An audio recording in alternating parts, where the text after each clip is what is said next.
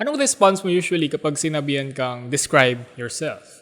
Ikaw ba'y masipag, palakaibigan, tahimik, organized? Or ikaw ba yung tipo ng nagde-delay ng gawain dahil na-stress ka tapos pag malapit na yung deadline, mas lalo ka ma-stress?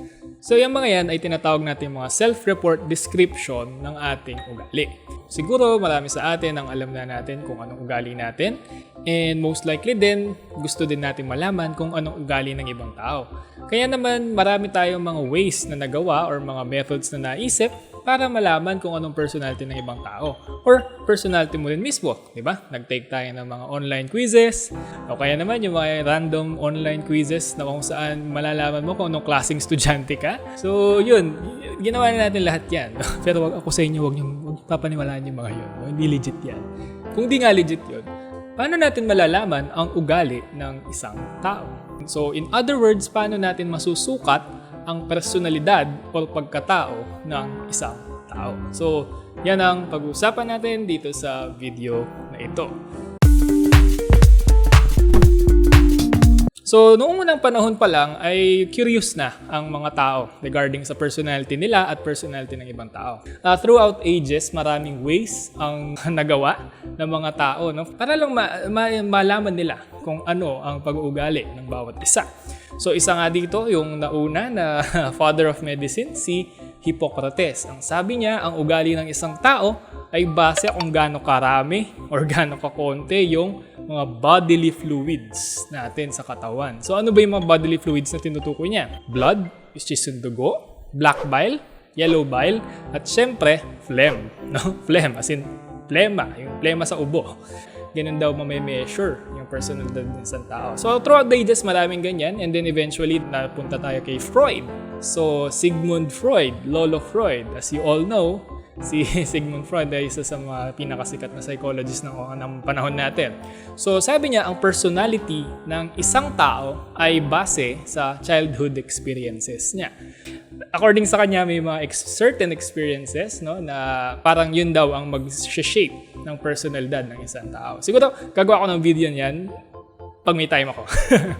So yung theory ni Sigmund Freud, while it's very appealing to most people, may konti siyang issues. No? Ang issue na yan, particularly regarding sa ating scientific method. Since ang theory ni Freud is mahirap i-falsify. So mahirap siyang i-falsify, other than that, mahirap din siyang i-measure accurately. Hindi siya masyadong accepted, kumbaga, sa scientific community since nga walang standardization, hindi mo measure. Until such time na dumating itong si Gordon Allport. So, si Gordon Allport, isa siyang sikat din na psychologist, siya ang nagpauso sa trait theory. So, paano ba yung kwento ni Gordon Allport tsaka ni Sigmund Freud? No? So, one day daw, parang pumunta si Gordon Allport. Siyempre, pinakasikat si Freud, no? Gusto niya matuto kay Freud. So, pumunta siya kay Freud, parang nagkwento siya na meron daw isang bata nga. Meron siya nakitang isang bata sa tren, tapos umiiyak siya, no? Meron siyang kinadidirihan na something. And then ang sabi ni Freud kay Gordon Allport, "So, are you that child?" Sabi niya, no? Typical Freud, no? Yung sass ni Freud. Tapos sabi ni Gordon Allport, "What the hell? Di naman yun yung pinag-usapan natin. Pinag-usapan ko yung nakita ko, yung na-experience ko, hindi yung ako na nagdadang bata ako." So parang exasperated si Gordon Allport dun sa perspective na parang i-describe mo yung isang tao or personality ng isang tao, kailangan mong pumunta sa past niya. So sabi ni Allport, pwede mo naman i-describe yung personality ng tao in terms of the present. Yeah. And then eventually, nag-come up siya dun sa theory, na trait theory. Naging process niya is, tinignan niya yung dictionary for every adjective na pwedeng mag-describe sa isang tao. And eventually, nag-come up siya sa list. And then, nirefine hanggang sa nabuo niya yung trait theory na tinatawag. So, trait theory, what is trait? So, trait, according kay Allport, would be mental structures present in our... Wait lang, tignan natin. So, mga trait ay mental structure sa pagkatao ng isang tao na kung saan ito yung nagdidikta. No? Ito yung nagdidikta kung ano ang magiging response natin sa paligid natin and kung ano yung mga gusto nating mangyari in the first place sa paligid natin. Roughly speaking, ito yung mga tinatawag nating ugali. Ugali ng isang tao. So alam naman natin yung ugali, hindi naman yan yung buong pagkatao ng isang tao. So the same way, trait is not the whole personality of the person. But trait is the building blocks as to what personality is. Kumbaga yun yung mga Lego pieces ng ating pagkatao. Kung gaano kadami yung description mo sa mga tao, ganoon din kadami yung traits. If I'm not mistaken, more than 8,000 traits yung lista niya based sa English dictionary na binasa niya. But nowadays, syempre, ni-refine na yan. Eventually, they group those traits into 5 factors. Main organizer niyan would be sina Costa and McGraw. No? Ito yung Big 5-Factor Theory na tinatawag. So, ano ba yung laman ng Big 5-Factor niyan? Siyempre, limang traits yan. No? So, una yung openness to experience, conscientiousness, extraversion, agreeableness, and neuroticism. Familiar tayo dito siguro sa mnemonics na tinatawag nating ocean. No? So, karagatan. So, itong mga to are spectrum. Yung score mo dyan, kumbaga, hindi naman ibig sabihin na open ka is purely open ka na sa experience. No? Open ka na sa mga bagay-bagay. It's not that simple. It's a spectrum. So, meaning, sliding scale siya. So, pag sinabing mataas ang score mo sa openness to experience, so pag nasa higher end of the spectrum ka, you're most likely to be open to new ideas, open to new experiences, no? Curiosity, imagination. And then pag nasa bandang lower end of the spectrum ka na, you're most likely to be traditional. It's very conventional. It's opposite of being creative. No? And then sa conscientiousness naman, conscientiousness is all about being organized. So, pag mataas ka sa spectrum mo, mataas. Saan ba mataas dito? Mataas yan. So, mataas ka sa conscientiousness, you're most likely to be organized. You're most likely to be a planner. At ayaw mo sa surprises. And then, on the other side of the spectrum naman would be, you are spontaneous. No? Spontaneous. Ibig sabihin, if you feel like doing this, you will do it. Wala nang plano-plano, no? So, kung gusto mong gawin to, gagawin mo. Next would be extroversion. So, extroversion, higher end of the spectrum ng extroversion would be yung mga outgoing types. They tend to be very active sa pagkihalubilo sa ibang tao. And then, the other side of the spectrum naman, which is the introversion side, most likely they're very shy, no? Very shy, reserved. They like to be alone, no? Agreeableness. Ito yung gaano ka-agreeable. No? Agreeableness. So yung mga nasa mataas na side na spectrum would be the people who are very helpful to other people. No? Madali silang kasama, in short. No? They are team worker, team player, nahihirapan silang tumanggi sa mga request ng iba.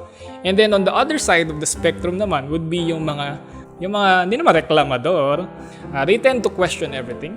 They are skeptical, vigilant, no? Medyo suspicious sila sa maraming bagay, sa maraming tao. And then, of course, lastly would be neuroticism. So, neuroticism is all about emotional stability. Ibig sabihin, high neuroticism would be emotionally unstable, and then low neuroticism would be emotionally stable.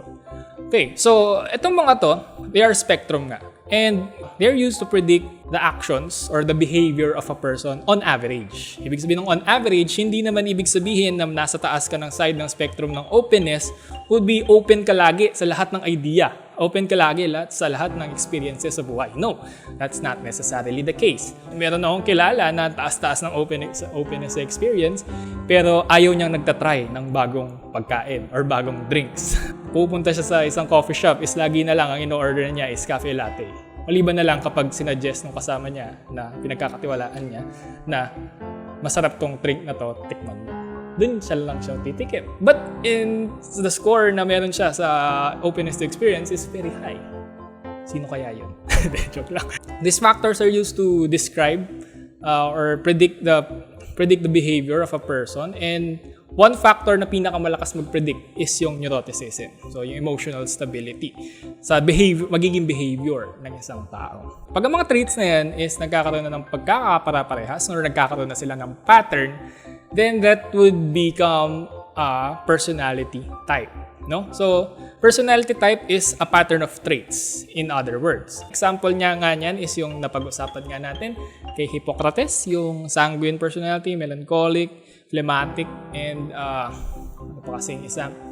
Choleric. Yun. Kalimutan ko. So, and then other than that would be yung MBTI or Myers-Briggs Type Indicator. Binase nila ang test na to sa theory ni Carl Jung. Ang ginagawa ng test would be iti-take niya yung mga yun at gano't kataas yung tendency to become introvert or extrovert, sensing or intuitive, or thinking or feeling or judging or perceiving. Depende kung anong mataas doon, yun yung magiging personality type. Pag mataas yung introversion, intuition, thinking, tsaka perceiving, you will become an INTP. Personality types have this simplicity to them. No? That's why it's very appealing sa maraming tao. But it's also its limitation. It's very simple in describing people.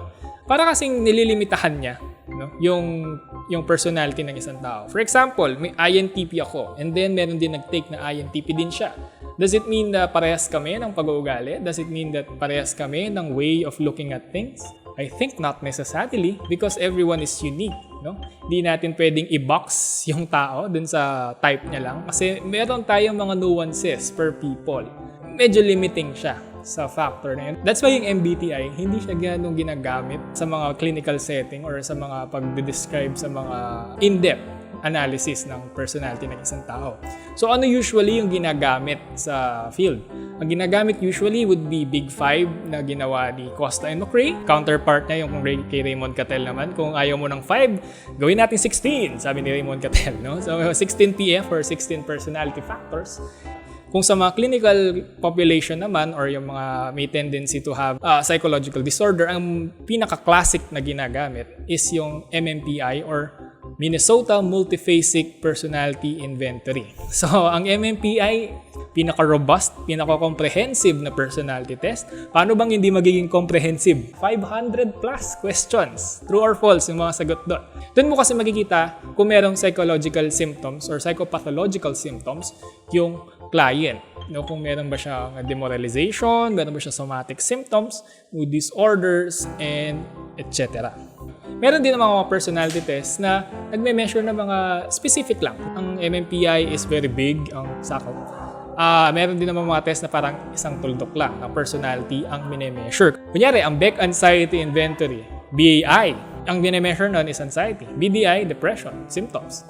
And then, self-esteem, Rosenberg self-esteem scale, self-esteem. No? So, meron mga ganong klaseng test na hindi specific lang, no, yung coverage nila. Ngayon, yung mga test na to, mga standardized objective test na to, they have this one limitation which is the self-report nature of this test. Yung mga sagot ng mga client is kung ano lang ang alam nila about sa sarili nila. Alam naman natin na hindi lahat ng bagay about sa mga personality natin is aware tayo. Meron mga bagay na unconscious tayo na ganun pala tayo. Yan yung hypothesis ng psychodynamic perspective. Isa pang way to assess personality para ma-address yung self-report nature na yan would be projective tests. No? Sa projective test, meron tayong tinatawag na projective hypothesis. Ang hypothesis na to, sinasabi niya na ang tao daw, pag nakakita siya ng incomplete stimuli, ang tendency niya is kumpletuhin niya yun, depende sa worldview niya, depende sa mga conflicts niya sa buhay, depende sa kwento niya sa buhay actually, to complete that ambiguous stimuli. And yung pagkumpleto na yun, pwede nating i-interpret yun so that we can analyze the personality of that person. Ano yung mga projective test na widely used? Unang-una na dyan, of course, yung Rorschach ink blot test. Merong mga cards na ink blot. Tatanong ng practitioner, what do you see in this picture? Sasabihin ng client, I see this and that and that and that. So, ang tendency ng client would be ipoproject niya yung mga experiences niya doon, yung mga views niya, perspective niya sa about sa buhay. Other than Rorschach, meron tayong tinatawag na Thematic Apperception Test or TAT. So sa TAT naman, it's a collection of cards with ambiguous images of classical human experiences. So ang process dyan would be papakita yung mga pictures and then tatanungin ng practitioner, anong nangyari before ito, anong nangyayari ngayon, at anong mangyayari kaya in the future dito sa picture na to. So depende sa magiging kwento ng kliyente. Alam naman natin yung kwento natin, usually it's autobiographical kasi yun yung source na meron tayo. At kakwento natin yung mga sarili nating buhay unknowingly. Doon sa pictures na yun. Yun yung projective hypothesis, by the way. Doon pala, makikita na natin kung ano ang personality ng isang tao. Itong mga projective test na to, highly trained dapat ang mag-a-administer. Kasi there's a tendency na kapag hindi trained ang mag-interpret nito, baka ma-over-interpret. Kailangan maging maingat sa pag-interpret nito. Of course, may kanya-kanyang strengths at limitations ang bawat test. Mapa-objective standardized test man yan or projective test. Kaya naman kailangan alam ng mga practitioners kung ano ang gagamitin test para sa specific na reason or referral. Usually, ang standard practice would be pagsasama nila ang mga standardized objective test together with the projective test and then i-cross-reference lang nila kung mayroong pagkakaiba or may pagkakapareho. Usually, pag magkaparehas ang sinasabi ng standardized objective test tsaka ng projective test, isang malaking sign yun na ganun nga yung explanation sa personality ng isang tao. So sa video na ito, napag-usapan natin kung ano ang personality, a bit of history sa psychological assessment, and of course, paano sukatin yung personality ng isang tao. So I hope you learned something sa video na ito. Like and share kung nagustuhan nyo. Subscribe if you want. And hanggang sa muli, next video ulit. Bye-bye!